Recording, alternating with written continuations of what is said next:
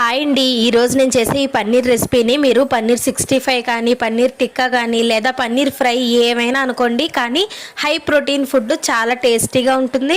చాలా ఈజీ, ఇంకా చాలా వేరంగా అయిపోయే రెసిపీ అండి. ఇది ఎలా చేసుకోవాలో డీటెయిల్గా చెప్తాను. ముందుగా 200 గ్రాముల పన్నీర్ తీసుకొని ఇలా కట్ చేసుకొని అందులోనే పసుపు, ఉప్పు, కారం, గరం మసాలా, జీలకర్ర పొడి, అలానే చిల్లీ ఫ్లెక్స్. చాలా మందికి చిల్లీ ఫ్లెక్స్ అంటే అదేదో సూపర్ మార్కెట్లో దొరుకుతుందేమో అని అనుకుంటున్నారు. కాదండి, ఎండుమిరపకాయలని మిక్సీ చేసేస్తే ఆ పౌడర్ ఉంటుంది కదా, వాటిని చిల్లీ ఫ్లెక్స్ అంటారు.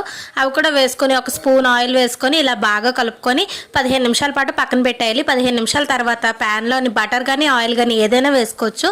నేను ఇక్కడ బటర్ వేసుకుంటున్నాను. వేసుకున్న తర్వాత ఈ పన్నీర్ ముక్కలన్నీ అందులో వేసేసి ఒకసారి బాగా కలుపుకొని ఇలాగ క్రిస్పీగా అయ్యేదాకా ఉంచుకోవాలి. 5 నిమిషాలకి ఇలాగ క్రిస్పీగా వేగిపోతాయి.